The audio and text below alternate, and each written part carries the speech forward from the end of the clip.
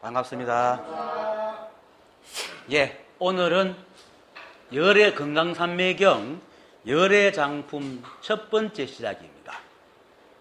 한 읽어보겠습니다. 오늘은 원래는 길게 해놨는데 하다 보니까 짧게 됐습니다. 본문이 이때의 범행장자가 본제에서 일어나 부처님께 살해였다. 세존이시여, 생은 멸함이 없다는 뜻이고 멸은 생함이 없다는 뜻이니 이와 같이 여야한 뜻은 곧 부처님의 보리입니다. 보리의 성품은 곧 분별함이 없고 분별함이 없는 지혜는 분별이 다함도 없으니 다함이 없는 모양은 오직 분명이라고 되어 있죠. 그게 아니고 분명이하고 분별입니다. 잘못 친구입니다. 분별이 사라진 것으로 이러한 뜻과 모양은 불가사의하고 불가사의한 가운데는 곧 분별이 없습니다. 여기까지입니다. 오늘부터 이제 공부할 품이 이제 열애장인 품입니다. 열애장이라는 말은 참 많이 듣지요. 많이 듣습니다. 근데 이걸 정확하게 아는 사람이 잘 없어요. 저도 맨 처음에는 무슨 말인지 잘 몰랐는데. 근데 열애장에 대해서 굉장히 뭐 여러 가지 관념적인 말이 많은데 오늘 그걸 좀 정리를 좀 할게요. 열애장은 이 법을 말하는 열애라는 이름과 간직하다는 뜻의 장, 그걸 합친 겁니다. 그래서 미혹한 세계에 있는 진여 또는 법 또는 중생들이 가지고 있는 열애의 성품을 열애장이라 그럽니다. 그래서 우리는 그것을 이제 열반경에서는 뭡니까? 일체 중생 실유불성, 모든 중생들은 불성을 가지고 있다 하는 말과 같은 건데, 이렇게 알아들으면은 이제 우리 껍데기는 따로 있고 안에 불성이 따로 있는 줄 아는데 이대로 열애장입니다. 오늘 계속 얘기합니다. 대승기실론에서는 원로 대사가 지었죠. 그거 보면은 이 한법을 일심이라 그럽니다. 한 마음이다. 하나의 마음이다. 똑같은 마음에 불이법, 한법, 일심, 진여, 열애, 부처, 도, 진리 다 같은 말입니다. 그때 따라서 이제 다르게 쓰고 있는데, 이 일심에는 두 가지 문이 있습니다. 그걸 그래서 일심 이문이라 그러는데, 이 이문을 심진여문과 심생멸문입니다. 진여와 생멸의 문이 있다. 그 심진여는 이제 이 한법의 체니까 진여를 말하고, 심생멸은 이 한법으로 드러난 만법의 모양과 일과 현상을 말한다고 보면은 크게 다른 게 없습니다. 그러면 이걸 삼신불로 따지면 어떻게 되냐? 심진여에는 법신과 보신이 있고, 심생멸에도 보신이 있고 화신이 있습니다. 왜냐하면 이 작용은 법신과 화신을 이어주는 역할을 하기 때문에, 생멸은 화신에 가깝지만 화신으로 드러나는 법칙과 작용이 작동을 해야 되는 거거든요. 그래서 그것이 보신이 내가 아는 지혜로는 두 가지에 걸쳐 있고, 의미를 말하면 한법의 체를 심진이라고 일어나는 일과 현상들 화신을 심생멸이라고 얘기를 하는, 그렇게 알아들으면 됩니다. 그런데 이제 작용이 있기 때문에 심생멸이야, 심이라는 것이 이 한법 작용이 있기 때문에 생멸을 하는데, 어쨌든 이걸 이제 심생멸에 내재되어 있는 열애의 성품이 바로 열애장입니다.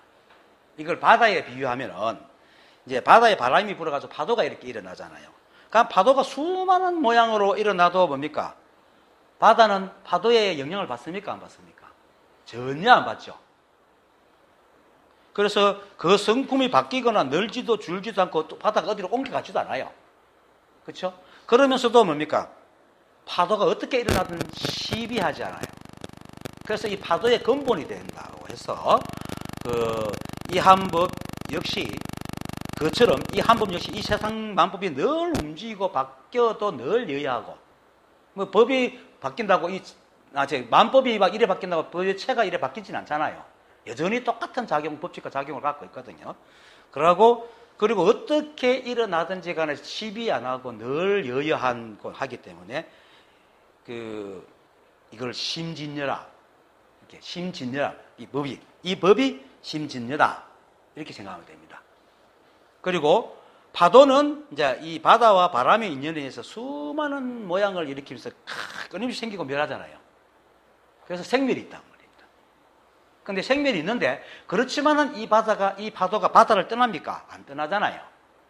그리고 이 파도가 바다의 성품을 그대로 갖고 있고, 바다의 짠 성품을 그대로 갖고 있잖아요.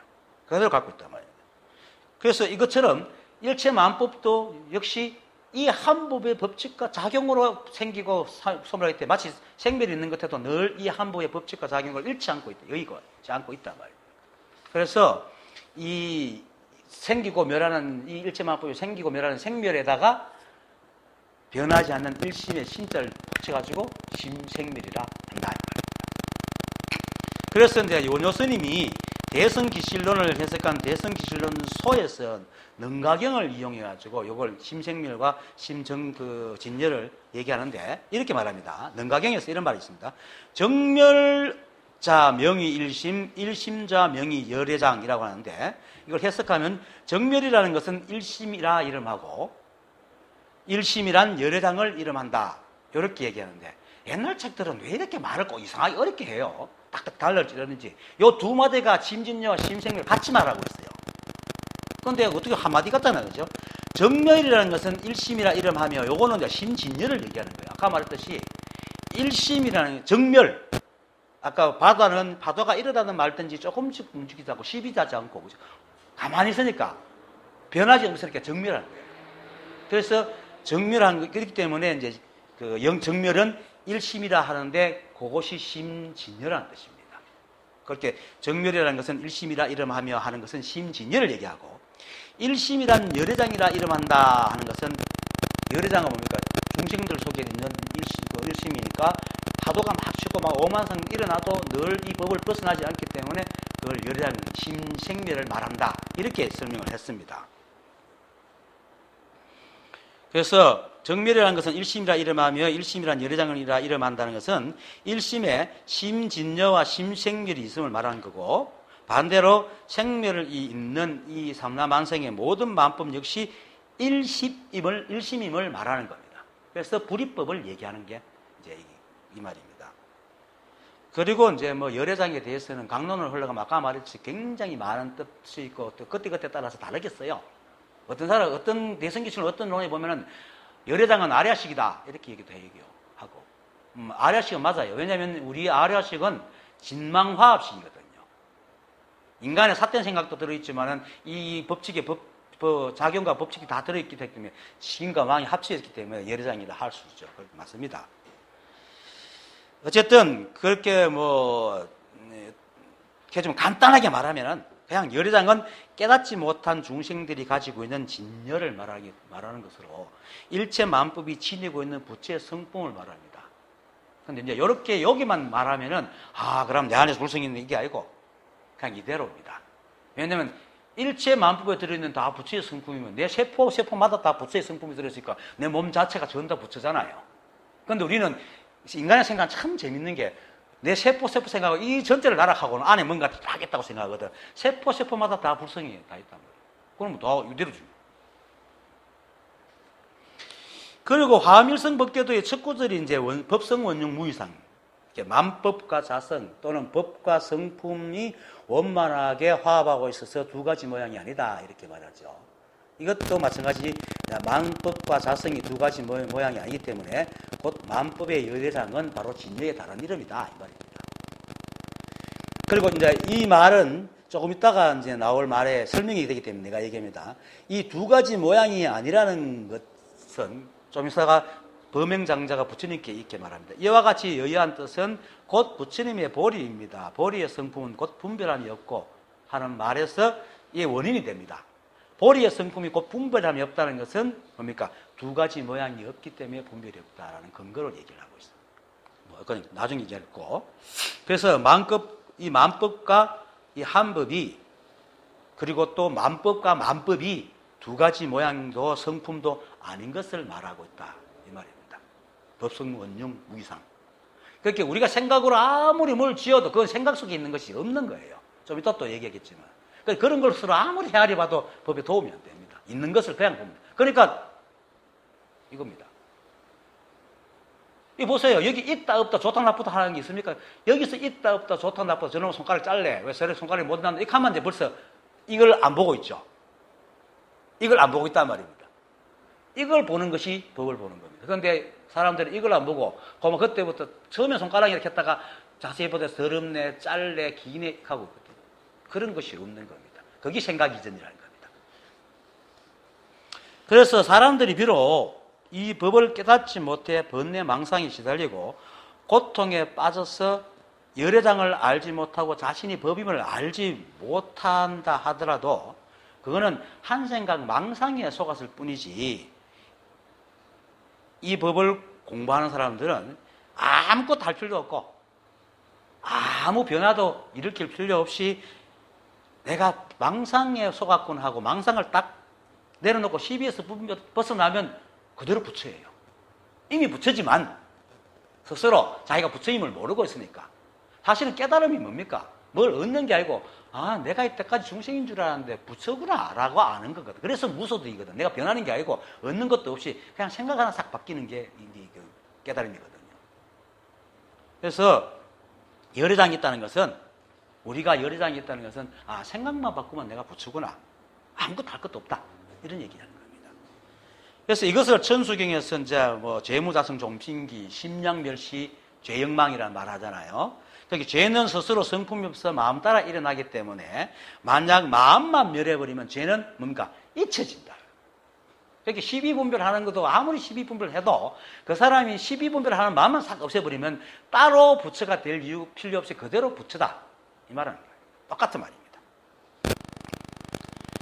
그래서 이 말은 아무리 미혹한 중생이라도 그 본 성품은 부처이기 때문에 모두가 열애장을 갖고 있기 때문에 다만 그것을 스스로 발현시키지 못해가지고 자신이 깨닫지 못하고 있기 때문에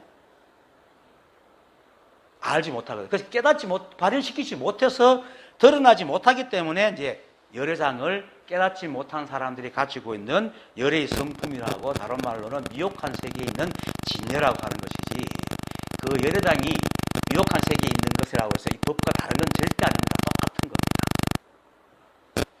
그리고 이제 모든 중생들이 가지고 있는 이제 이 부처의 성품인 열애장이 곧 일심이기 때문에 법문이나 경전이나 선지식의 말 중에 슬프다, 기쁘다 이런 감정적인 마음 위에서 마음 이렇게 말할 땐 전부 다 법을 얘기하고 있어 알아야 됩니다.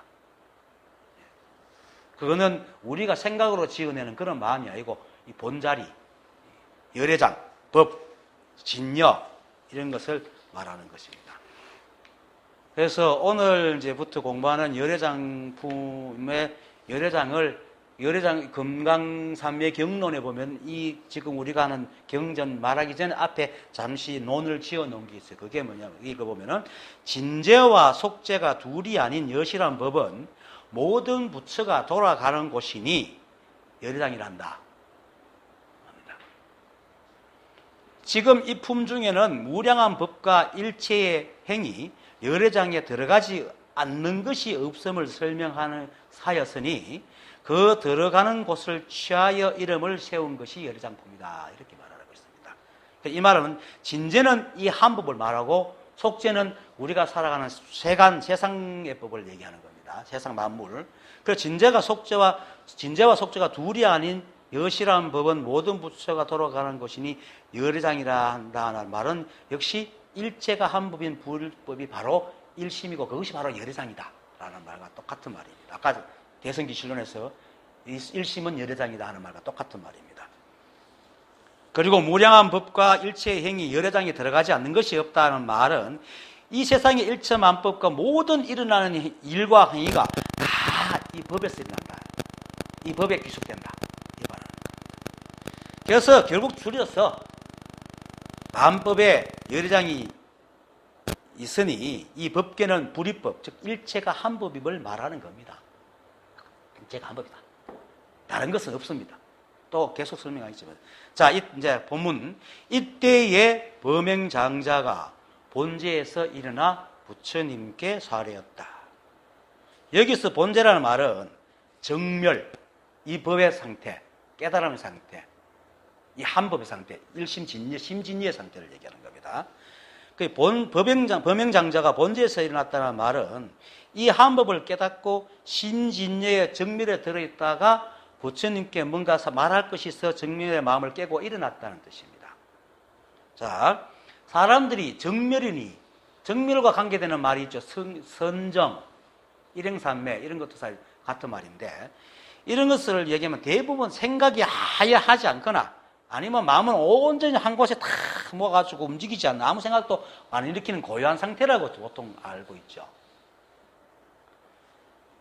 근데 경전이나 선사들이 말하는 정멸은 그러니 말하듯 아무 생각도 없는 그러한 상태를 말하는 게 아닙니다. 물론 아무 생각이 없는 건 맞습니다.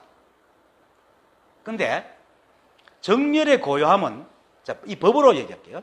이 정멸의 고요함, 이 일침의 정멸의 고요함은 아무것도 없는 게 아니고, 이 법이 아무것도 없습니까? 얼마나 많아요? 그 삼남한서 이렇게 많잖아요. 근데 일체만법이 이렇게 많고 생기고 변하고 멸해도 그것이 본래 이 한 법의 일이기 때문에 거기에 대해서 어떤 시비도 일으키지 않기 때문에 정멸하다고 하는 겁니다.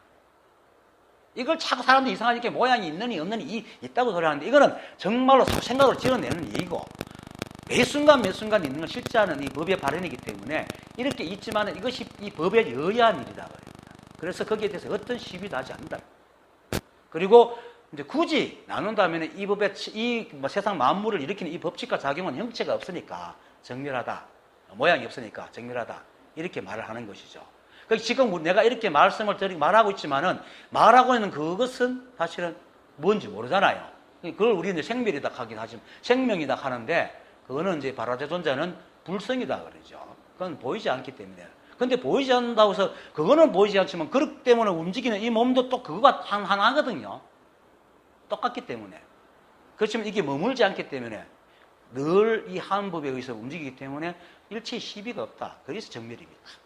정멸을 자꾸 모양 없는 쪽으로 자꾸 생각하면 안 됩니다. 온갖 것이 다 있지만은 아무 생각이 없는 것. 그래서 우리 사람도 이 법을 깨달은 사람들은 마음의 정멸이 바로 무심이거든요. 무심 또는 무념입니다. 근데 이거는 무심과 선정은 아무 생각이 없는 상태인데, 이건 역시 내 머릿속에 우리 감각기관과 뇌는 이 한법의 법칙과 작용을 해서 끊임없이 정보를 받아들이고 정보를 해석하는 게 이 주임무입니다. 이놈이 죽으면 우리는 살아가지 못해요. 그래서 해능 스님은 우리에게 생각이 끊어지면은 색신에서 법신이 떠난다 그랬거든. 색신이 이거잖아요. 여기서 법신이 떠나면 죽는 게 아니고 아예 없는 거예요. 존재하지 않아요. 왜냐면 죽어도 다 인연을 흩어지는까지, 내가 죽어도 내 몸에 있는 것들은 전부 다 인연을 흩어져서 다른 거 만나거든요. 이게 다 법신이 하는 일이거든요. 그 법신이 떠난다면 내라는 존재가 아예 없다는 뜻이에요. 그래서 생각이 끊어진다는 것은 우리가 존재하지 않는다는 뜻이거든요. 그래서 생각은 분명히 있는데, 이 생각이, 수많은 생각이 일어나는 게 너무나 당연한 거예요. 이 한법의 일인데, 당연하기 때문에 그것에 대해서 일체의 시비를 하지 않는 것이 바로 아무 생각이 없다는 겁니다. 그런데 이걸 잘못 알고 지금 선정 들은 사람들 이 생각을 막 없애려고 그러거든요. 그래서 그거는 망상이에요. 그래서 진짜 선정은 앉아서 하는 게 아니고 우리의 모든 삶이 다 선정입니다. 그래서 이제 나는 들은 얘기지만은 김태환 선생이 이런 말을 하더라고. 난 아무한테도 그런 얘기를 하는데, 김태환 선생이 육조 해능조사가 말하기를 일행삼매를 깨달은 사람은 그 전쟁터에 가서 막 칼싸움하는 게 삼매다. 왜? 다른 생각이 없잖아요. 칼싸움할 때는 다른 생각이 있습니까? 오직 이길 생각밖에 없잖아. 안 그러면 자칫 다른 생각하면 죽으니까. 그것만큼 일행삼매가 어디 있어요? 그겁니다. 우리가 어디에 집중했을 때 그게 일행삼매인. 우리가 길을 갈 때도 내 생각 막 돌아가도 그냥 길 가고 있잖아. 아무 시비 없이 가잖아요. 그게 다 일행삼매입니다. 그게 선정입니다. 근데 이걸 잘 몰라요. 근데 그걸 나중에 또 더 얘기하겠지만. 그래서 이처럼 범행장자는 지난 시간에 이제 부처님께서 말씀하신 사구계처럼 생멸이란 드러난 인연의 모양을 따라다는 것이 아니고, 그죠? 그러한 모든 인연의 모양들이 그저 이 한법의 법칙과 작용으로 일어나는 본래부터 여야한 일인 것처럼 그 생멸이 여야한 일이다 말입니다. 우리는 생멸이라고 하지만 여야하거든요. 부정불감으로 다 해석이 되잖아. 이 우주는 부정불감이라. 그러면 그거 있는 것끼리 서로서로 계속 변해가면서 생기는 것이, 그 어느 하나 사라지지도 없어지지 않기 때문에 생하고 멸하는 게 없어요. 모양만 바뀔 뿐이다. 그런데 우리는 그 인연의 모양을 두고 막 따지니까 생이 별인 거죠. 그렇게 지난번 사국에 뭡니까? 인연으로 일어난 뜻은 이런 거죠. 인연으로 일어난 모양만 따라다니니까 그게 생이 아니고 멸인 거예요. 생멸이 있는 거예요. 그 생멸이 있다는 것은 없는 거. 이 세상에 생멸이 없는데 생멸이 있다니까 멸이죠. 없는 것이니까. 그런 겁니다.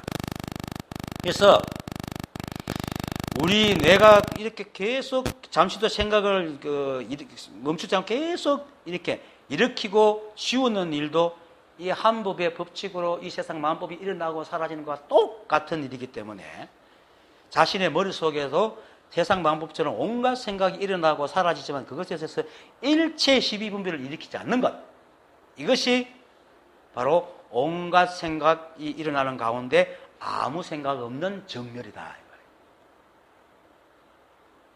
그래서 이런 정멸 상태를 본재라고 얘기하는 겁니다.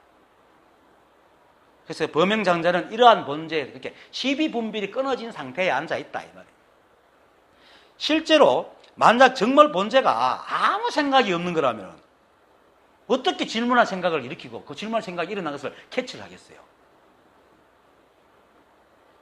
그렇죠? 정말 아무 생각이 없다면 우리가 어떤 생각도 없다면 뭘 하겠어요? 아무것도 못하지. 그런데 범행장자가 본재에서 일어나서 부처님께 묻는 것은 생각은 생각대로 돌아가지만 그것이 시비하지 않고 있다는 거예요. 그래서 자기가 필요한 건 쓰고 필요하지 않은 것은 그냥 흘려보낸다는 거지.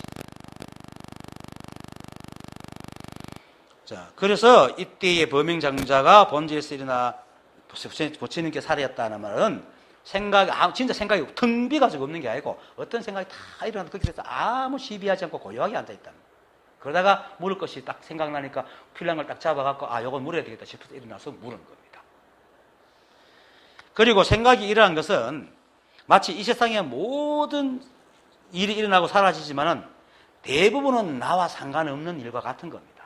이게 무슨 말이냐면은 이 세상에 존재하는 얼마나 많은 일이 일어날까, 그죠? 그런데 나는 한 개체잖아요.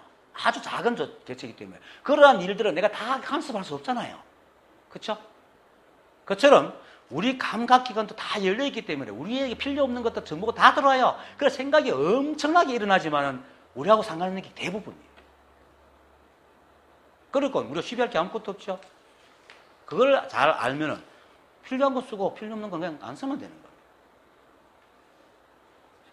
이것이 바로 본재에 들어있는 겁니다. 이러한 본재는 깨달은 사람만 들어갈 수 있습니다. 미안하지만 깨달은 사람만. 그리고 뒤에서 이제 말하는 뒤에서 부처님 보리고 부처님 보리의 성품이라고 하는데 이게 바로 부처님의 보리고 보리의 성품입니다. 이것을 깨달았거든요. 일체만법이 다 있지만은 그것이 다 한 법의 이름을 알고 일체의 시비분별이 없는 이게 지혜가 바로 보리의 성품입니다. 보리의 지혜. 하지만 이제 마음에 시비가 있는 사람, 특히 선정에 들으려고 일응삼매가 생각이 없는 거라는 사람은 이미 생각을 없애려는 시비가 들어있기 때문에 일어난 생각마다 다 시비를 합니다. 그렇죠? 없애려고 그래요. 그냥 흘려보내지 않고 인식되는 모든 생각을 잡아가지고 자신한테 필요한 건지 아닌 건지도 생각지 않고 다 시비를 하게 되죠. 그러니까 그 머릿속이 복잡한 거예요. 그리고 온갖 망상과 번뇌에 떨어지는 겁니다. 그래서 이러한 사실을 모르는 사람들은 이 생각을 고요하게 하려고 온갖 모양으로 수행을 하는 겁니다. 그래서 그 선정을 한 게 비파사나나 아라체림 이런 걸 하고 있는데 그래서 사람이 또 노력을 하다 보면 생각을 잊고 가만히 좀 고요해질 수도 있어요. 그런데 문제는 뭐냐면 보이는 생각은 고요할지 몰라도 고요하게 하려는 그 생각은 끊임없이 지키고 있어요. 고요할 수가 없어. 그런데 이 사람의 생각은 눈은 눈을 못 보기 때문에 고요하게 지키고 있는 그 놈은 자기를 못 보니까 자기가 시끄러운지 고요한지 모르고 있단 말입니다. 이 망상 속에 있는 거예요. 그 뭔가가 일어나면 그만 분주해져. 그래서 삼매소리를 하는 사람들이 가장 괴롭고 자기감에 빠지는 게 앉아서 고요한데 너무 시끄러운 거야. 평생을 수행해봐야 그게 안 되는 거예요. 근데 늘 어떤 생각이 일어나도 시비하지 않는 사람은 어디에 가서도 조용할 수 있는 거죠. 그리고 시비할 게 있으면 시비해도 그것조차도 시비 안 하니까 시비하면서도 마음은 고요한 거예요. 헐떡이지 않는다. 그게 바로 밖으로 반연을 끊고 안으로 헐떡임을 멈추는 것이라. 달마조사가 말한 거라. 그래야 비로소 도에 들 수도 있죠. 배감도 97칙인가가 나오는 겁니다. 그래서 이제 이런 사람들은 자기 보이는 생각은 고요하게 할 줄 몰라도 고요해지려는 그러한 그 생각이 오히려 분주한 것을 모르고 있다는 겁니다. 그래서 이제 해능조사 제자인 굴다 삼장이 내가 가끔씩 얘기하죠. 어떤 곳에 신수 제자가 앉아 있는 걸 보고 너 마노? 그러니까 이렇게 고요함을 지켜봅니다. 하니까 뭐 이렇겠습니까? 지켜보는 이는 누구이며 고요함이란 무엇인가? 이렇게 묻는 거죠. 그렇게 놀래갖고 무슨 말입니까? 이러니까 이제 왜 스스로를 보지 않고 그 스스로 본다는 것은 고요하게 막 시키려고 막 분주하고 있는 자기를 못 보냐 이거죠.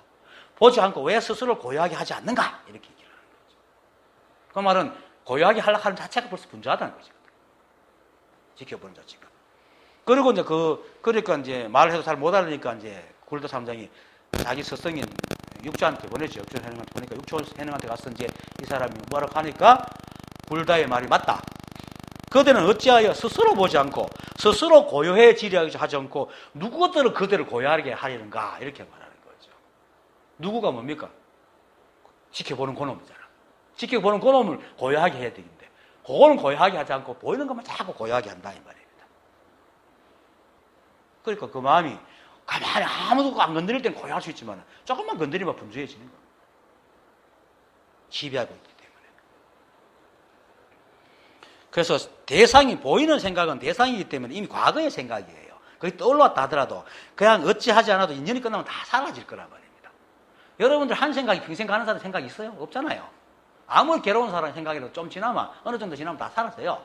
그건 내가 어찌 하든 안 하든 사라지게 돼 있어요. 그거 왜 꼭 시비를 해요? 그거 놔두면 되지. 그래서 고요하든 고요하지 않든 상관없지만 만약에 생각을 고요하라고 딱 마음 먹는 순간 이 생각은 끊임없이 계속 살피고 있기 때문에 고요할 날이 없어요. 그래서 그걸 어떻게 고요하겠는가 하는 말이 굴다 삼장과 이제 육조 해능의 말이죠. 그래서 이제 그 두 분이 이 지키고 살피는 그 생각을 고요하지 않고는 절대로 고요할 수 없다. 라는 말로 이제 어찌 스스로 고요해지지 하지 않고 누구들을 고요하려고 하는가 이렇게 말하는 겁니다. 진정한 고요함인 마음의 정멸은 자신은 끊임없이 생각을 살피며 고요하지 않으면서도 보이는 대상인 생각만 자꾸 고요하려고 하는 것이 아니고 그것이 정멸이 아니고 일이 생기면 비추고 일이 끝나면은 비춤이 사라지는 거울처럼 그죠? 일체적해서 마음이 일으키면서도 그것에 대해서 어떤 시비도 하지 않는 것. 그래서 어떤 것이 일어나고 사라져도 그 마음에 티끌만큼의 흔적도 남기지 않는 거울과 같은 마음이 정멸이다. 거울에 온갖 것이 비춰도 거울이 깨지거나 뭐 물들기나 합니까? 거울은 늘 고요해요. 그런 마음을 말하는 겁니다. 그래서 이를 두고 이제 깨달은 사람은 의 자취는 마치 새가 날아간 하늘과 같다. 새가 날아간 하늘 자취 있습니까? 그렇죠? 보세요. 있습니까? 아까 한 행동이 없잖아요. 이런다 말이에요. 그렇게 깨달은 사람들은 일이 있으면 적혀서 일하지만 일이 끝나면 곧 마음이 고요해져 버리는 거예요. 간직함이 없기 때문에. 그걸 말합니다. 세존이시여 생은 멸함이 없다는 뜻이고 멸은 생함이 없다는 뜻이니 이와 같은 여야한 뜻은 곧 부처님의 보리입니다. 여기서 생은 멸함이 없다는 뜻이고 라는 말은 지난 시간에 사국에서 모든 생멸을 멸하는 뜻은 이 뜻은 생이고 멸이 아니다라고 한 말을 범행장자가 이해해서 말하는 거고요. 멸은 생함이 없다는 뜻이니라는 말은 인연으로 일어난 뜻은 이 뜻은 멸이요 생이 아니며라는 말을 이해한 것입니다. 이 사국에를 지난번에 설명했지만은 오늘은 이제 범행장자가 이해한 뜻으로 내가 다시 말하면은 범행장자의 생은 멸함이 없다는 뜻이고 멸은 생함이 없다는 뜻이라는 말은 이 세상에는 있는 것만 있고 없는 것은 없다라는 말입니다. 이렇게 좀 뛰어넘어야 되는데 이거 설명해 드릴게요. 즉 이 세상에 존재하는 것은 모두 다 일어날 인연이 있어서 일어나는 겁니다. 인연으로서는 절대로 아니랍니다. 그렇죠? 그래서 이 세상에 있는 건 있는 것만 있어요. 없는 건 없어. 왜? 없는 것은 인연이 없는 건 절대로 없어. 인연이 있는 것만 있단 말입니다. 그래서 생겨난 것은 그것이 더럽기나 깨끗하기나 인연이 있어서 일어날 인연이 있어 일어났기 때문에 다 생의 뜻을 갖고 있는 겁니다. 그래서 생은 멸함이 없다. 그 멸은 이 세상에 없는 것이잖아요. 그 생겨날 인연이 이 세상에 없는 거는 뭡니까? 생겨날 인연이 없기 때문에 없는 거잖아요. 그러니까 멸의 뜻을 갖고 있다. 그래서 생에는 없는 것이 없으니 멸이 없고 멸은 애초에 생기지 않으니 생이 없는 겁니다. 그래서 그거를 범행장자가 생은 멸함이 없다는 뜻이고 멸은 생함이 없다는 뜻이니라고 얘기를 하는 겁니다. 알아듣겠습니까? 이게 결국은 이 세상에는 있는 것은 있고 있는 것만 있고 없는 것은 없어라는 말을 하는 겁니다. 근데 왜 이런 말을 하냐면은 사람들이 이러한 엄정한 뜻을 엄정하잖아요. 인연이 있어야지. 인연은 건 절대로 없거든. 아무리 바라도 없거든.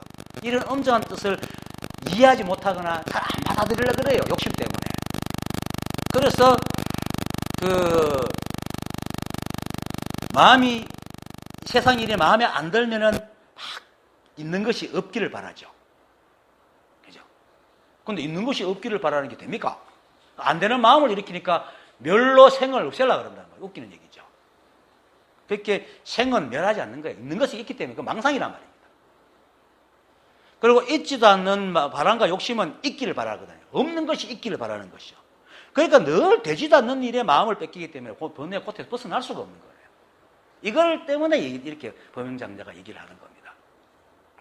그래서 이 말을 잘 이해하고 깨닫기 위해서 분명하게 알아야 될 것은 불이법의 이 법계에서는 그 어떤 것이라 티끌만한 것이라도 이 한부의 법칙과 작용을 피할 수 없는 것입니다. 그걸 분명하게 알아야 됩니다.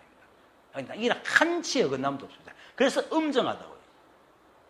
그래서 아무리 보기 싫고 마음에 안 들고 코딱지 같고 뒷간에 똥막대기 같아도 또 아무 가치가 없는 티끌 같아도 이 세상에 존재하는 것은 모두 이 법의 뜻을 가지고 있어서 실제하는 생입니다. 그래서 운문선사가 누가 법이 뭡니까 물으니까 뒷간에 똥막대기라고 그랬죠. 왜? 실제하는 건 이 법의 성품을 갖고 있기 때문에 뒷간에 똥막대기가 바로 부처란 말입니다. 그런데 부처라는 거룩한, 있지도 않는 거룩한 생각을 갖고 있는 사람은 실제로 있는 것을 얘기하는데도 못 믿죠. 그게 바로 뒤집어. 그래서 부처님께서 중생의 생각은 전도되어 있다. 멸을 지고 생을 없애려고 한다.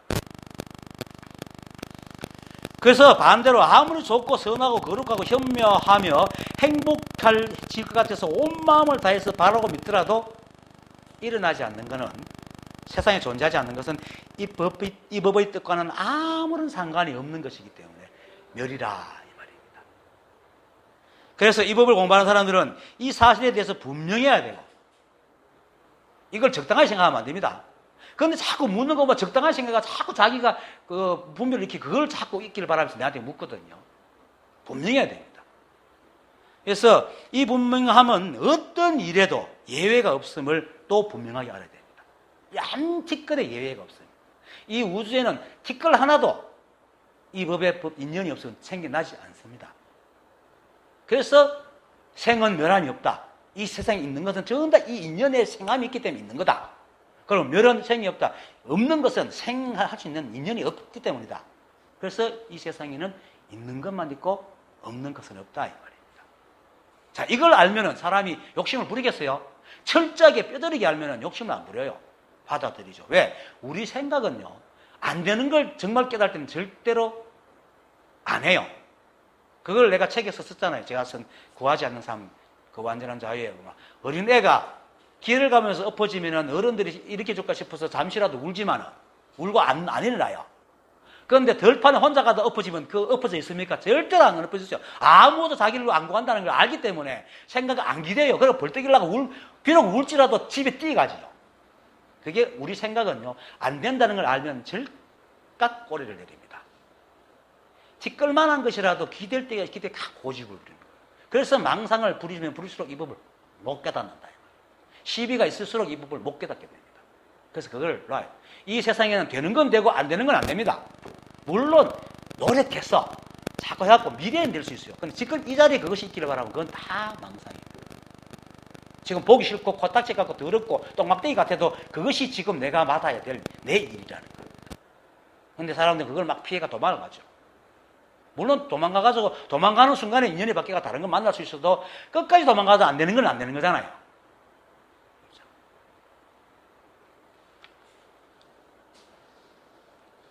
그렇게 분명하게 알 때에 자신을 중심으로 보지 않고 또 이 세상을 단지 참아야 하는 사바세계로 보지 않고 참답고 여실한 법계로 보게 되고 마음에서 일체의 시비가 사라지는 겁니다. 정말로 이걸 잊지 마세요. 이 세상에 있는 것만 있고 없는 건 절대로 없습니다. 사람이 시비를 하는 것은 자기가 가지고 있는 관념, 있지도 않는 관념, 이것이 있어야 된다는 그 강력한 욕망 때문에 자꾸 시비를 하거든요. 다시 한번 있는 것과 없는 것에 대해서 있는 건 있고 없는 것은 없다는 것을 부연 설명을 좀 더 할게요. 사람들이 세상에 일에 대해서 불평, 불만을 터뜨리는 것은 왜 터뜨릴까요? 세상에 존재하니까 터뜨려요. 없는 것을 두고 시비하지 않잖아요, 사람들이. 그죠? 내가 불평, 불만하는 것은 분명히 있기 때문에 불평, 불만하는 거예요. 그럼 그건 진실이에요. 그렇죠? 근데 불평, 불만하는 그 생각의 잣대는 어디 있습니까? 세상에 없죠?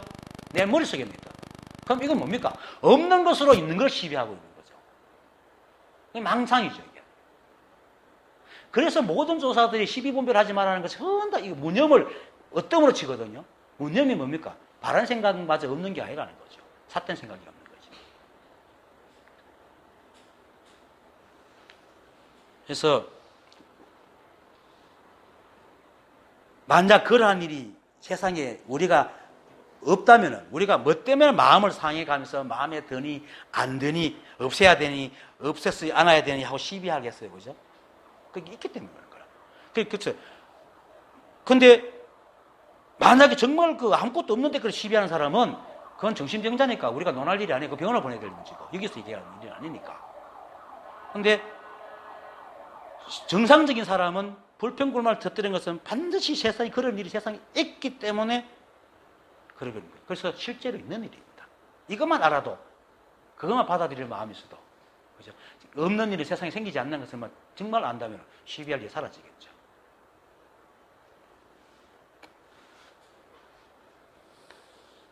그래서 우리 머릿속에 있는 것은 그걸 시비하는 대상은 현재 있지만은 그걸 시비하는 내 생각은 과거에 있죠. 뭐 우리가 가지고 모양을 잡든 전부 다 과거에 만들어 놓은 거잖아요. 있지도 않는 거라. 그리고 설사 이런 경우 있어요. 어떤 사람은 교묘하게 얘기해요. 이거 똑같이 두 사람이 일하는데 어떤 사람 마음에 들고 어떤 사람 마음에 안 든다. 그건 어떻게 생각하냐? 아주 교묘하게 물어요. 그런데 그걸 판단하는 자신의 생각은 뭡니까? 과거의 생각을 판단하기 때문에 없는 겁니다. 그걸 좋다 나쁘다 판단하는 것은 처음 보면 어떻게 좋다 나쁘다 판단하겠어요? 좋다 나쁘다 판단하는 건 이미 자기 과거의 생각이 안에 있다는 거거든. 또 일은 똑같이 하더라도 그걸 시비하는 내 마음은 과거의 생각입니다. 이게 이제 좀 지혜가 안 깊으면 그거 말해 이래갖고 속아 넘어가는데 그것도 그걸 시비하는 똑같이 일을 하더라도 좋다 나쁘다 하는 순간 이 생각은 과거의 생각이 일어난 거거든요. 근데 없는 것과 판단하는 겁니다. 그래서 우리가 어떤 일을 비교하거나 생각하는 기준은 어쨌든 지금 있는 것이 아니고 이미 사라진 것, 즉 멸한 것입니다. 실제하는 것이 아닙니다. 그래서 우리가 어떤 일에 대해서 시비분별하는 것은 모두가 없는 것으로 있는 것을 분별하고 시비하는 것이기 때문에 이 세상에는 있는 건 있고 없는 것은 없기 때문에 이러한 시비는 뭡니까? 진짜 누구말도 허공의 삿대질하는 거예요. 되지도 않는 망상을 부리는 거예요. 그래서 분별망상이라고 얘기를 하는 겁니다. 그래서 이렇게 없는 것으로 있는 것을 시비하는 것은 곧 생이 아니고 멸입니다. 하지만 이 사실을 알고 자신의 생각을 버리고 인연 따라 살아가는 사람은 실제함을 따라서 살아가기 때문에 실제하지 않은 생각을 버리기 때문에 멸이 아니고 생을 살아간다. 이거를 노자는 뭐 합니까? 사람이 열이 걸어가는데 뭐 몇 사람은 죽은 사람이고 몇 사람은 긴가민가한 사람이고 몇 사람은 살아있다 이렇게 얘기하죠. 10사람이 걸어가는데 셋은 죽은 사람이고 셋은 죽지도 살지도 않은 사람이고 나머지 세상에서 사는 사람이다. 이 말이 그 말입니다. 세상에 사는 사람이 시비하는 사람들은 전부 다 죽은 사람이고. 왜? 과거에 없는 거 가지고 시비하고 있으니까. 과거에 사는 사람이에요. 그런데 실제로 지금 매 순간 인연 따라가는 사람은 정말로 사는 사람이다. 도덕경이 정말로 좋은 거. 도덕경 같은 노자 같은 그런 분이 있어가지고 도덕교가 있었기 때문에 불교가 들어오면서 만나가 선이 나온 겁니다. 그래서 범행장자의 생은 멸함이 없다는 뜻이고 멸은 생함이 없다는 뜻이니라는 말과 사국의 인연으로 일어난 뜻은 이 뜻은 멸이요 생이 아니며 모든 생멸을 멸하는 뜻은 이 뜻은 생이 아니요 멸이 아니다. 이렇게 좀 복잡하고 복잡하게 말했지만 결국은 있는 건 있고 없는 건 없으니 시비하지 말고 잘 살아라 하는 말이 딱 들어있는 겁니다. 그리고 이 두 가지 말이 다 매 순간 드러나는 일들은 실건 조건 실제로 있어야 할 이 한법의 인연이 있는 일로 이러한 세상의 모든 일이 전부 다 이 한법의 평등하고 엄정한 법칙과 작용을 있기 때문에 어떤 일이 일어나도 이 한법의 일이어서 늘 여야한 일입니다. 그렇죠? 늘 여야. 그걸 아는 사람은 늘 여야하게 봅니다. 그래서 이 우주에 일어나는 이 세상에 일어나는 일은 늘 늘어나지도 않고 줄어들지도 않고 더럽지도 않고 깨끗지도 않는 오직 이 한법의 여야한 일이고 여야한 뜻입니다. 그래서 부처님께서도 이러한 연기중도를 깨달아가지고 부처가 됐죠. 그걸 범행장자가 다음 말에 이와 같이 여야한 뜻은 부처님의 보리입니다. 연기중도 이게 여야한 뜻이고 부처님은 이걸 깨달았기 때문에 부처가 됐죠. 그래서 부처님의 보리가 바로 이러한 여야한 연기중도의 뜻이다 이렇게 말하는 거예요. 그 다음 보리의 성품은 곧 분별함이 없고 분별함이 없는 지혜는 분별이 다함도 없으니 다함이 없는 모양은 오직 분별이 사라진 것으로 이러한 뜻과 모양은 불가사의하고 불가사의한 가운데에는 곧 분별이 없습니다. 자, 좀 말이 좀 복잡합니다. 보리의 성품은 곧 분별함이 없다는 것은 아까 제가 화암일성법계도에 법성원용 무이상 할 때 그 법은 둘이 아니기 때문에 둘이 아니어서 나눌 게 없기 때문에 보리의 성품은 그걸 깨달았기 때문에 분별함이 없다는 겁니다. 이 세상은 둘이 없습니다. 그래서 분별함이 있으면 망상을 짓고 있는 거예요. 그래서 깨달은 보리는 절대로 분별이 없습니다. 그걸 얘기하는 거고 이러한 분별이 없는 지혜는 이제 그 다음에 이 분별함이 없는 지혜는 앞에 제가 이제 말할 때 정밀에 대해서 말할 때 아무 생각이 없는 것은 정말 아무 생각이 없는 게 아니고 온갖 생각이 다 있지만 그거를 분별하지 않아서 마음이 고요한 그 지혜를 말하는 겁니다. 시분별 자체가 없는 지혜.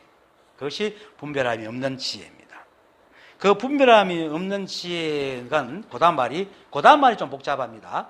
분별함이 없는 지혜는 분별이 다함도 없으니 그죠? 그 다함이 없는 모양들, 다함이 없는 모양, 이 세상 만법이죠. 다함이 없는 모양은 오직 분별이 사라진 것이라고 말하는 겁니다. 그죠? 그런데 분별함이 없는 지혜를 얻으면 오히려 이 말은 이제 다른 말로 쉽게 풀이하면 분별함이 없는 지혜를 얻으면 오히려 다함이 없는 분별이 있고, 그죠? 하고 다함이 없는 모양이 있는 것은 오직 분별이 사라져야 한다는 말입니다. 그러면 이제 이 법을 깨닫지 못한 사람은 좀 이해가 힘들죠. 아니 분별함이 없는 지혜를 얻었는데 어떻게 분별이 막 다함이 없이 분별이 일어나는가? 그리고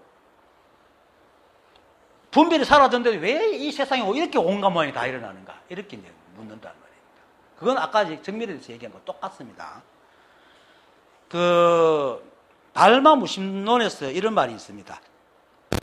온종일 본다고 할 것 같으면 그 보는 것으로 말미암아 보지 않음이니 보는 것은 곧 마음이 없는 것이요. 이렇게. 그리고 중약이고 하루 종일 지어도 짓는 것은 지음이 없는 것이니 지음 역시 마음이 없는 것이니라. 그러므로 말하기를 견문각지가 모두 무심이다 하니라. 이런 말이 있어요. 이 말의 뜻은 이제 온종일 본다고 할 것 같으면 보는 것으로 말미암아 보지 않음이니 보는 것은 곧 마음이 없는 것이요. 이 말 하나를 설명한 다른 말을 다 설명할 수 있는데 이 법을 분명하게 깨달아서 시비가 없으면 이 말은 굉장히 정확한 말인 줄 압니다. 앞에서 제가 무념에서 말했잖아요. 무념은 생각이 완전히 없는 게 아니고 온갖 생각이 다 있는데 시비하지 않는다는 거거든요. 그럼 거꾸로 말해 생각해 보세요. 내가 생각을 시비하지 않으면 온갖 생각이 다 자기 있는 대로 일어났다 사라질 거 아니에요. 그러니까 분별이 없는 지에는 분별이 다함이 없는, 온갖 분별이 다 일어나는 거예요. 그런데 그걸 시비하기 시작하면 하나의 가치가 끙끙거리는 거예요. 있지도 않은 짓을 하고. 그걸 얘기하는 겁니다. 그래서 이 무념은 생각을 가로막지 않는 게 무념이란 말입니다. 온갖 생각이 일어나지만 그 시비하지 않는 것은 생각을 가로막지 않는 무념이기 때문에 생각을 가로막지 않으니까 뭡니까? 온갖 생각이 자유로운 거. 그게 자유로우니까 내가 골치 아플 일이 없죠. 그게 무념인 겁니다. 그와 같이 우리가 온종일 볼 수 있는 것도 온갖 생각을 시비하지 않는 무념과 같은데 마치 거울이 아까도 말했죠. 거울이 텅 비어 있어가지고 비친 것을 간직하지 않잖아요. 간직하지 않기 때문에 다음 영상이 비칠 수 있거든. 만약에 거울이 비치가지고 그걸 간직하면 다음 영상이 비치면 겹쳐져가 보이니까 제대로 못 보겠죠. 안 비치겠죠. 그와 같이 우리 마음도 12분별에서 늘 텅 비어 있어가지고 간직하지 않기 때문에 계속 그 다음 한 번 봐도 그것이 이렇게 간직이 안 됐기 때문에 그 다음을 보고 또 볼 수 있는 거예요. 그래서 온종일 볼 수 있는 것은 내가 보는 게 없기 때문에 온종일 볼 수 있다는 겁니다. 그 말하는 겁니다. 이해됩니까? 그것이 바로 무념의 상태다. 그래서 우리가 온종일 볼 수 있다는 것으로 우리는 보지 않고 있고 또 보는 마음이 없다는 것을 알 수 있다 이런 말입니다. 그래서 정말로 우리가 만약에 저는 보는 마음이 있다면 한번 딱 보고 나면 그게 딱 지켜가지고 그 다음부터는 그것을 다 비춰볼 거 아니에요. 그게 12분별이죠. 우리가 무엇을 보고 좋다 나쁘다 하는 게 그 마음으로 딱 보잖아요. 그렇게 보지를 못하는 거야. 그래서 제대로 못 보는 거예요. 그게 보는 것이 없다는 거예요. 그래서 온종일 제대로 볼 수 있는 것은 12분별이 없는 거예요. 그래서 우리가 있는 그대로 본다는 것은 여기에 보는 모양이 없기 때문에 계속 보는 마음이 없기 때문에 12분별 없이 보는데 우리는 그걸 모르고 늘 마음의 모양을 저장하고 있으니까 제대로 못 보는 거죠. 그냥 망상색이 있다. 그걸 지금 얘기하는 겁니다. 그래서 분별함이 없는 지에는 분별이 다함이 없어요. 그리고 분별이 다 사라져야 온갖 생각이 다 일어나는 거예요. 그걸 지금 얘기하고 있어요. 알겠습니까? 좀 복잡하지만. 그래서 우리가 우리가 걸을 수 있는 것은 이제 뭡니까? 우리 안에, 이 칸도 우리 안에 있는 게 우리가 열애장이에요. 우리가 열애장이기 때문에 그래요. 우리가 열애장이어서 일심이기 때문에, 12분별 없기 때문에 이 한법이 연기의 법칙과 작용이 허락만 되면 무엇이든지 거기서 생기고 변하고 흘러가도록 하고는 자기는 텅 비가지고 어떤 짓이 일어나도 간섭 안 하듯이 우리 안에, 우리의 마음이 바로 열애장이거든요. 성품도 역시 어떤 시비도 없기 때문에 인연만 되면 모든 생각 다 일으키잖아요. 그죠? 우리가 모든 생각, 모든 분별이 다 일어나는 것은 이 마음이 보는 게 없기 때문에, 이 마음이 텅 비어 있기 때문에 어떤 생각이 들인다. 그걸 지금 아까 얘기했죠. 그래서 보아도 보는 것을 간직하지 않고 들어도 듣는 것을 간직하지 않고 인연을 막 흘려보내면서 텅 비어 있기 때문에 그래서 실제로 우리가 12분별에 들어있는 중생들의 망상리도 그 사람이 망상만 하지 않으면 다른 일은 다 그렇게 합니다. 왜? 우리 본 마음이 그렇기 때문에. 그렇다고 그 사람이 24시간 분별하고 있지 않거든요. 실제로 우리가 분별하는 건 하루에 몇 분, 몇 초밖에 분별 안 해요. 그 걸레가 끙끙거리고 사는 거지. 대부분의 일은 그냥 이 닥치는 일을 하고 살아요. 그게 우리 열애장이에요. 그게 일심이고 우리의 마음입니다. 그래서 늘 우리는 새로운 것을 볼 수 있고 또 열애장이 곧 일심이기 때문에 우리에게는 마음이 있되 보는 마음이 없는 겁니다. 그것을 말한 겁니다. 그래서 온종일 본다고 할 것 같으면 보는 것으로 말미암아 보지 않음이니 보는 것은 곧 마음이 없는 것이요 라고 달마조사가 말한 겁니다. 그래서 우리의 마음이 일하기 때문에 보고 듣고 말하고 냄새 맡고 느끼고 아는 모든 것이 다 가능한 겁니다. 우리가 망상도 할 수 있고 시비도 할 수 있고 뭐 울 수도 있고 웃을 수도 있고 장난칠 수 있는 그러한 게 전달 이 열애장이 텅 비어있기 때문에. 그러면서 모든 것을 인연만 되면 다 하게 만들어주기 때문에. 이거를 이제 말해서 견문각지가 다 무심이다. 그래서 황벽 스님이 이렇게 말하죠. 전신법에서 하루 종일 밥을 먹어도 한 또래 쌀을 씹은 적이 없는 것과 같고 하루 종일 걸어 다녀도 한 뼘의 땅을 밟은 적이 없는 것과 같다. 이렇게 말하는 거예요. 실제로 우리가 점심 먹나 어떨 때면 점심 먹나 점심 먹나 이럴 때가 있죠. 그죠? 그 마음에 간직하지 않기 때문에 우리 마음은 원래가 텅 비었기 때문입니다. 그래서 우리가 살면서 모든 일을 할 수 있고 심지어 12분별까지도 할 수 있는 것은 우리의 마음이 본래 텅 비어 있어서 일체의 시비가 없기 때문입니다. 그래서 마음이 없다는 것은 보고 듣고 느끼고 아는 것이 없다는 말이 아니고 그것을 모양으로 지어가지고 시비하지 않는다는 것을 말하고 있는 겁니다. 그것은 무념이라, 무심이라. 그래서 이제 동로입도 원문에서 이제 무념은 삿된 생각이 없는 것이지 바른 생각마저 없는 것이 아니다라고 얘기를 하는 겁니다. 이 무념의 상태가 바로 본죄입니다. 범행장자가 일어난 그 본죄. 그래서 범행장자의 보리의 성품은 곧 분별이 없고 분별함이 없는 지에는 분별이 다함도 없으니 다함이 없는 모양은 오직 분별이 사라진 것으로라는 말은 진정으로 우리에게 분별이 없어야, 시비하는 마음이 없어야 우리 몸과 마음이 늘 자유롭고 어떤 일이든 어떤 생각이든 할 수 있고 또 필요하면 쓸 수 있고 필요하지 않으면 그냥 보낼 수 있기 때문에 생각이 걸리지 않는, 그래서 자유로운 겁니다. 이것이 진정한 해탈입니다. 사람은 해탈은 어디서 구속된 게 아니고 자기 생각에 걸려가지고 끙끙거리고 있기 때문에 해탈이라고요. 그래서 자기 생각에 시비분별로서 자유로운 것이 해탈이라고 말합니다. 그래서 삼조 성찬이 이제 나이가 들어있을 때야 늙어가 있는데 15살짜리, 14살에 가는 데도 있고 15살짜리 소년이 찾아오죠. 거기 사조 도신입니다.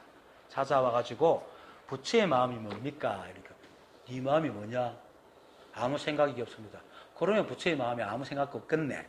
이렇게 말하죠. 하니까 할 말이 없다는. 그러니까 이제 화상께서 제게 해탈 법문을 가르쳐 주시기를 바랍니다. 하니까 삼조 성찬이 그래 누가 너를 묶었더냐? 그러니까 아니요 아무도 묶은 이가 없는데요. 그러니까 아니 그렇다면 이미 네가 아무도 묶지 않았다면 그대가 바로 해탈하는 사람인데 왜 또다시 해탈하려고 하노? 이랬거든요. 그래서 삼조 성찬이 확 깨달았거든. 왜? 해탈은 자기 생각이 걸려있는 겁니다. 그래서 생각이 생각을 시비하지 않으면 그게 해탈이에요. 그게 무념이고 그 무념이 고로 해탈. 그것이 열애장이 발현된 겁니다. 그래서 이처럼 이 법을 깨닫는 것은 누구의 말처럼 쇠수하다 코 만지는 것보다 쉬운데도 사람들은 현명한 것을 찾아 당기기 때문에 아무도 믿지 않잖아 이 말을. 특히 성가대학 나온 사람들 김찬 선생 이야기하면 그거 다 사입이니까 하지 말라고 했거든. 나는 이름이 아직 안 나가. 그 사람 입이 안 오르는 게 다행인데 김찬 선생님 입이 많이 오르거든요. 그거 다 사입이라. 그러니까 그 다음 말이 이러한 뜻과 모양은 불가사야다. 왜? 우리가 모르게 그런 사람들은 도저히 생각할 수가 없는 거예요. 불가사이라는 것은 사이 생각할 수 없다는 것이거든요. 뜻을 생각할 수 없다. 불가할 수 없다. 그리고는 다시 불가사의한 가운데는 곧 분별이 없습니다. 그래서 이 불가사의함을 알려면 분별이 없어져야 된다. 이런 거룩하고 현명한 게 아니고. 그래서 이 법을 깨닫는 것은 거룩하고 현명한 것을 깨닫는 게 아니고 오직 시비분별만 없으면 됩니다. 라고 알아내는 것이 이 말이다. 근데 우리가 시비분별하는 가장 큰 원인이 뭐냐면은 모르면서 아는 것이 있다고 착각하는 생각 때문입니다. 그것이 과거의 경험까지 지금에 보는 거잖아요. 앞에서 내가 말했듯이 이 세상에는 있는 것만 있고 없는 것은 없는데 우리의 생각은 지금에 없는 과거의 잣대 모양이 마치 지금 상황에서 적용되는 것처럼 착각하고 그것이 진짜 있다고 생각하고 자꾸 갖다 대거든요. 그런 건 이 현실에 대해서 아는 것이 없으면서도 마치 아는 것처럼 생각을 한다 이 말입니다. 이거를 이제 그래서 우리에게는 모름이 두 가지 모름이 있어요. 정말로 아는 것이 아무것도 모르는 모름 있고, 하나는 모른다면서도 속으로는 많이 알아. 많이 들어갔고 많이 아는 아람 알리는 그런 모르면서도 아는 모름이 있어요. 있는데 이 두 가지 차이가 엄청난 차이가 있습니다.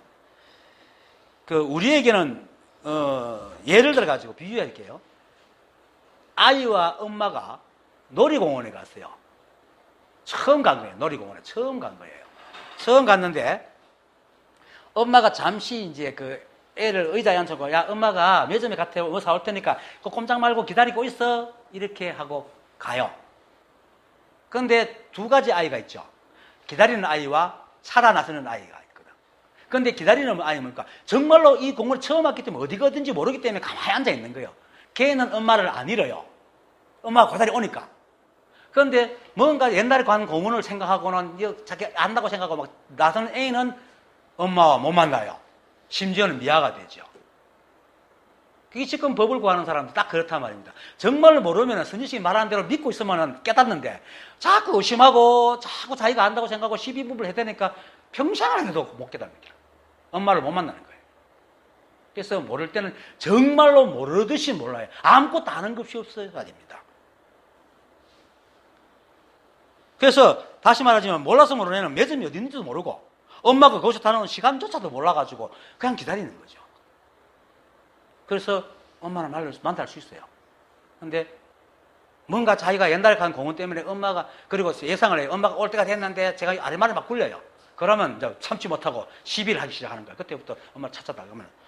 그러면은 이제 엄마와 나는 이제 길을 깔리게 되고, 심하면 뭡니까? 미아가 되는 거죠. 이렇게. 제가 이 법을 공부하는 데는 공부권이 짧아야 된다고 제가 잘 얘기하죠. 그것이 몰라야 돼요. 정말 몰라야 돼. 아는 것이 있으면 안 돼요. 들은 것이 있으면 안 돼요. 그렇게 그거는 뭐냐면 깨닫지 못한 사람은 깨닫음이 뭔지도 모르는데 들은 게 있어가지고 문자로 보거나 들은 게 있어가지고 뭔가 자기는 뭔가 안다고 착각을 하는 거야. 그래서 선지식이 말하면 막 이러니 저러니 시비를 하는 거예요. 안 믿고 이 고지고대를 안 받아들이고. 그래서 공부권이 긴 사람들은 가르치는 사람 말이야 전부 모두 자기의 알므로 덧칠해서 듣습니다. 있는 그대로 고지고대로 안 듣고. 황범이 있죠. 범인은 물어볼게, 선생님 시키는 대로 했죠. 이렇게 했거든요. 그건 뭐냐면 쥐가 이 말은 처음 들었거든. 와가지고 그랬대요. 자기 생각에 참 선생님하고 다 희한한 소리 하고 있네. 희한하다는 거 그러니까 처음 듣는 소리다. 그렇게 그대로 따라할 수밖에 없는 거죠. 그러니까 두 번 법회 나오고는 딱 떨어져 버렸거든. 공부권이 길수록 자기 아르마리가 늘어가지고 그 알매 가려갖고 이걸 보지 못합니다. 그래서 늘 헤매입니다. 그래서 엄마를 찾아 난 아이가 엄마 찾아 헤매다닌 것 같고, 심지어 미아가 된 아이처럼 평생을 공부해도 깨닫지 못하고 죽는 사람이 대부분이죠. 그죠? 실제로 이 법을 깨달으려고 노력하는 사람 중에 깨닫지 못하고 죽는 사람이 대부분. 그렇다. 근데 이 법을 공부한 공부권이 짧아서 아무것도 모르는 사람은 아까도 이렇게 가르친 사람이 시키는 대로 합니다. 그래서 정말로 빨리 깨닫습니다. 그 사람의 마음에는 나의 알미라는 게 없거든요. 그 시비가 없으니까 스승이 말하는 대로 곧대로 믿고 따르기 때문에. 그러니까 올바른 스승을 만나면은 그 자리에서 바로 깨닫는 사람이 있습니다. 실제로 1시간 만에, 무사인 같은 경우는 1시간 만에 뚝 떨어져 버렸죠. 그것도 그 사람은 보임까지 돼가지고 진짜 걸림없이 살거든요. 하지만 공부권이 긴 사람은 올바른 스승을 만나도 자기가 모른다 하는 거 알아말이 때문에 계속 시비하기 때문에 오랜 세월이 필요하거나 영원히 못 깨닫는 겁니다. 그래서 우리에게 시비 분별이 없을 때 비로소 지혜가 생기는 겁니다. 아는 것이 없어요. 모르는 것에는 아는 것이 없어야 됩니다. 그런데 사람들이 못 깨닫다 하면서도 깨달는 사람 너무나 많이 알고 있기 때문에 지혜가 생기는 거예요. 이것이 바로 분별이 없는 거예요. 그렇게 시비 분별이 없을 때 생기는 지혜가 바로 분별 없는 지혜입니다. 이 분별 없는 지혜는 다음이 없죠. 그래서 시비 분별이 있으면 생기는 지혜도 가로막혀. 그렇게 분별이 있으면은 생기는 지혜까지도 가로막게 되는 거예요. 시비하기 때문에. 그것이 바로 안다는 한 생각이 모든 지혜와 스승의 말을 가로막기 때문입니다. 그래서 진정으로 깨닫고 싶으면 자신의 삶을 다 버려야 돼요. 오늘 하는 말이 다 그런 말이에요. 생각으로 자꾸 아르마리로 헤아리지 마라. 그래서 내가 늘 말하듯이 일체가 한 법이다. 모든 생각이 있고 내가 부처다 라는 걸 자꾸 되뇌라.